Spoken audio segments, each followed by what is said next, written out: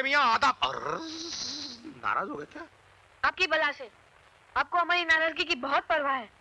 अरे बेटा, तेरी एक मुस्कुराहट में तेरे अब्बा कासिम अली बरकत अली जंग बहादुर शमशेर नवाब तोपची अपनी जिंदगी कुर्बान कर दे सकता है। तो फिर आप लेट क्यों आए? बेटे क्या पता, जिस दिन मैं पैदा हुआ था उस दिन दुनिया की शायद सारी घड़ियां बंद थी, इसीलिए कोई काम सही वक्त पे शुरू नहीं होता। ना ही मैं तुझे सही वक्त पे लेने आता हूँ, ना ही तुझे सही वक्त पे घुमाने ले आता हूँ, और ना ही मेरा कोई सही वक्त शुरू होता है। लेकिन घबराना मत बेटे, एक दिन वक्त बड़े जोर शोर के साथ बदलेगा। अल्लाह में पुराने कड़के तुझको उधार एक दिन यूं उतार कर रख देगा। अब तो मुस्कुरा मेरे लाल। क्यों मुस्कुराऊं? खामोश। अब्बा, हाँ बेटे। अब की बार तो हम छुट्टियों पर घूमने जाएंगे ना? हाँ हाँ, प्रोग्राम तो बनाया था, मगर वो अगर मगर कुछ नहीं। देखिए अब्बा, आपने पिछली बार पक्का वादा किया था कि हम इस बार जरूर चलेंगे। हाँ, वादा किया था वो मुझे अच्छी तरह याद है, मगर फिर मगर? मगर क्या? इस बार वही पैसों का मसला बीच में आ गया। मैं हर साल यही ख्वाब देख देख के गुजारता हूँ कि छुट्टियां होते ही अपने अब्बा के साथ मैं कहीं घूमने जाऊंगा। मैं क्या करूं बेटे, हर बार की तरह मैं इस बार भी शर्मिंदा हूं। मेरा मतलब ये है बेटे, ये देखो, इस कमबख्त हाथ में पैसा टिकने की लकीर ही नहीं है। देखो कहीं है कुछ नहीं, पैसा आता है, थोड़ी देर ठहरता है और फिर छिटक जाता है। अब्बा, हाँ, आप दूसरे बच्चों की बाप की तरह कुछ काम क्यों नहीं करते? क्या करूं बेटा, कौन सा काम? पहले मिलिट्री में था तो तेरी मां की बीमारी की वजह से छोड़ देनी पड़ी। तभी तो छोटा था, अकेला था, और अपना कोई रिश्तेदार भी नहीं था। लाख कोशिशों के बावजूद भी वो न बच सकी। तकदीर ने उसे उठा लिया और तू मासूम मेरी गोद में अकेला रह गया। इसीलिए उल्टे सीधे हाथ मार के पैसे कमाता हूं कि मेरी तो फिर भी गुजर जाएगी, लेकिन मेरे बच्चे को किसी किस्म की तकलीफ ना हो। अब्बा, ये लीजिए। इतने रुपए तेरे पास कहां से आ गया? मैं अपने रोजाना जेब खर्च से बचा कर रखता हूँ। मुझे मालूम है आप मेरे लिए बहुत तकलीफ उठाते हैं, फिर मैं आपकी कमाई फिजूल खर्च में कैसे उड़ा सकता हूँ? या अल्लाह, या अल्लाह, परवरदिगार अपने गुनहगार बंदे को इतना मत गिरा, उसे अपनी मासूम औलाद के आगे हाथ फैलाना पड़ा। कौन आ गया भाई? बाप बेटे के बीच इस वक्त कौन आ गया? अभी देख लेता हूं।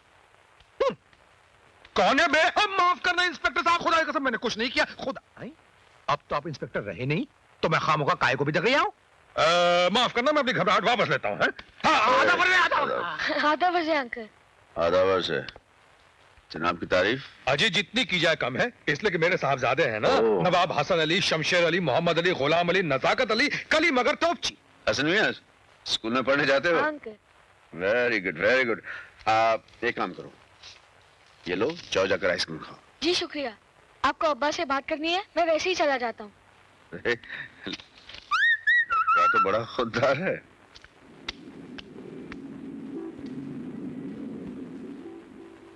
हाँ तो फरमाइए।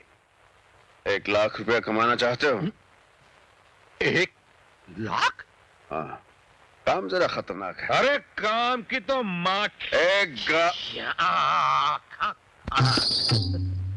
1 लाख में तो आधा शहर उड़का सकता हूँ भाईजान। मुझे कसाई की दुकान नहीं खोलनी, कान खोलकर काम सुन लो। अरे सुनने सुनाने में कोई दम नहीं है भाईजान, कसम खुदा की कोई दम नहीं है। बोलो कब काम पे चलना, बोलो। देखो, इस काम के लिए मुझे एक और लड़की की जरूरत है। कौन?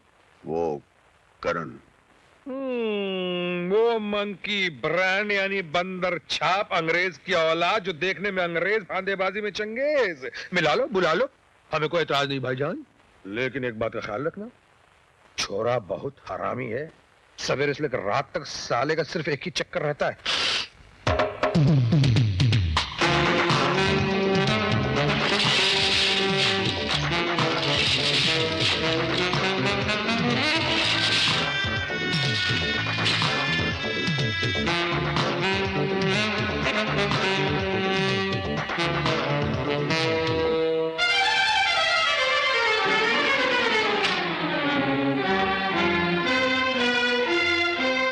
यस्मीना,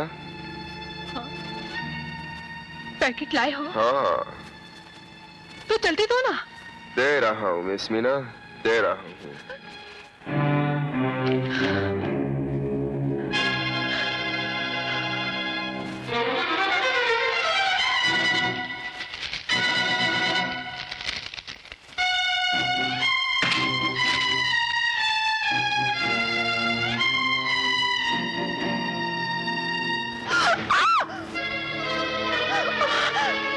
क्या हुआ मिस मीना? क्या हुआ? क्या हुआ?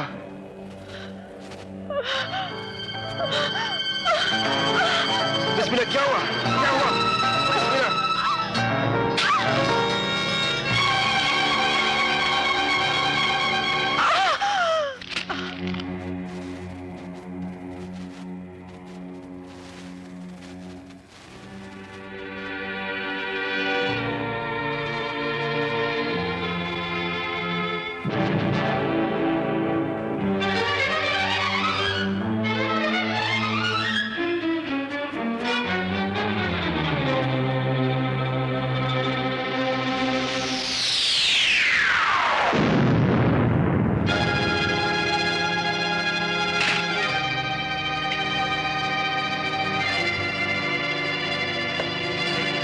डैन, मैंने आज तक तुम्हारे लिए जितने भी पार्सल डिलीवर किए, वो गांजा, हशीश या हेरोइन के थे, लेकिन मौत का पार्सल मैंने कभी डिलीवर नहीं किया। ये वो पैकेट है जिसका जहरीला पाउडर खाते ही मीना मर गई। अरे हमारे धंधे में ये सब तो होता ही रहता है। तुम्हारे धंधे में होता होगा डैंग, मेरे धंधे में नहीं। उस लड़की ने मरते हुए इन्हीं बाहों में दम तोड़ा है, और अब मैं उसी तरह तुम्हें तड़पते हुए देखना चाहता हूं।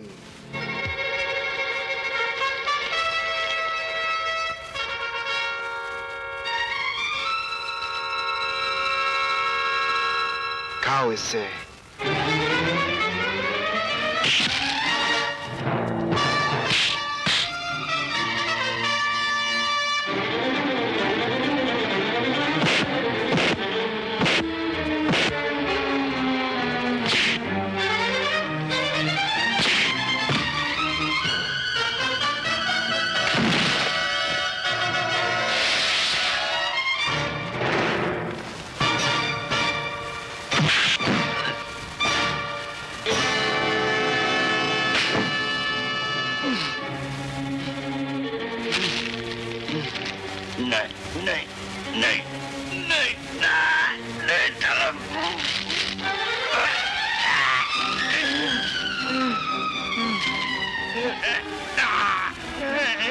डैन, तुम सिर्फ 10 मिनट तक जिंदा रह सकते हो, और यहां से हॉस्पिटल का रास्ता 5 मिनट का है। अपने आप को बचा सकते हो तो बचा लो।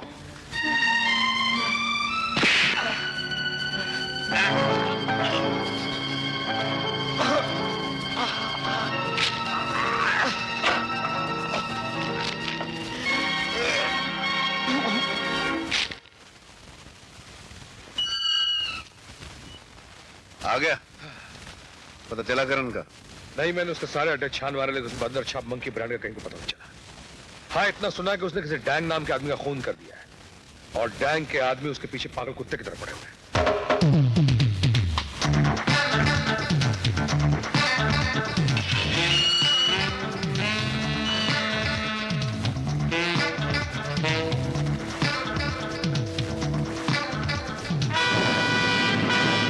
रोको।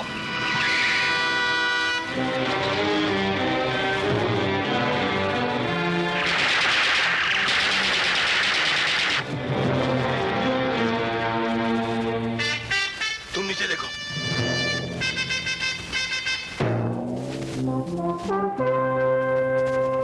तुम उधर जाओ, आओ मेरे साथ।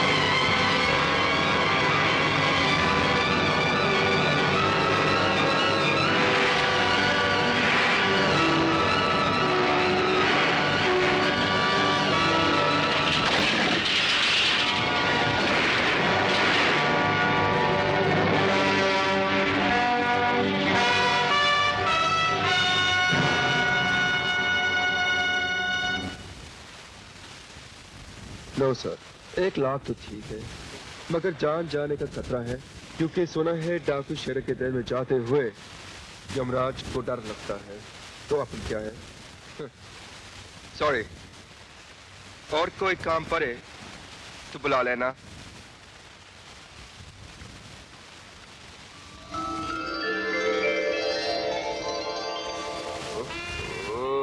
क्यों बे बंदर छाप, राल टपकने लगी सारे।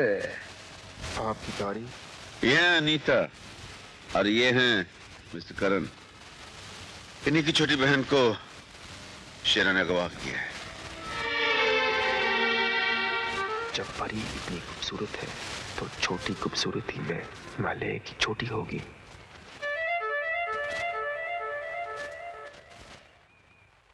मैं सोच रहा था कि आप पढ़े हैं पर इतनी विनती कर रहे हैं तो इनकार करना बुरी बात है, बदतमीजी है, इसलिए मैं आप लोगों के साथ चलने के लिए तैयार हूँ। मैं जानता था करण, कितना नेक लड़का है तू। कासिम, सुना तूने? अब तो लगता है 1 लाख रुपया भी नहीं लेगा ये। जी? केला खा बेटे, केला खा। अपन बेटे तू रो रहा है? शेर बच्चे रोया नहीं करते। और फिर मैं जो जा रहा हूं ना, सिर्फ अपने बेटे के लिए जा रहा हूं, ढेर सारे नोट कमाने के लिए, ढेर सारे। फिर देखना ये मनहूसियत हमेशा हमेशा मिट जाएगी। उसके बाद हम बाप बेटा हमेशा साथ साथ रहा करेंगे, छुट्टियों में साथ साथ घूमने जाया करेंगे, हिल स्टेशन, जगह जगह, सब जगह। सच अब्बा? हाँ बेटे सच है। हसन, इधर आओ। आओ, क्या बात हो रही थी अपने अब्बा से? अंकल, मेरे अब्बा खतरों से हमेशा खेलते रहते हैं, मुझे बहुत डर लग रहा है, आप उनका ख्याल रखना। अरे पगले, जिस अब्बा का इतना प्यारा सा बेटा हो, उसका कोई कुछ नहीं बिगाड़ सकता। खुदा हमेशा उसके साथ होता है। और फिर अपने अंकल पे भरोसा नहीं है ना? ऐसी कोई बात हुई ना तो मैं हूं। हाँ, जा खेल खेल।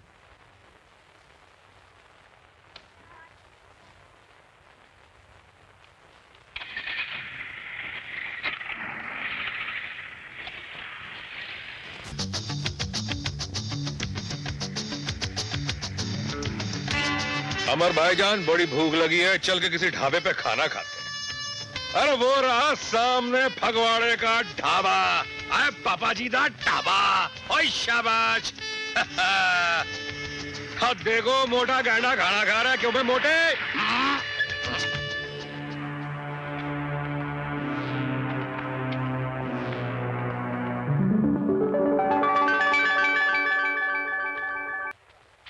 ये है बीनापुर।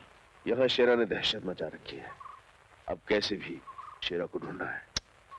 यानी भूतनी वाले डाकू का इलाका शुरू हो गया। बिल्कुल शुरू हो गया।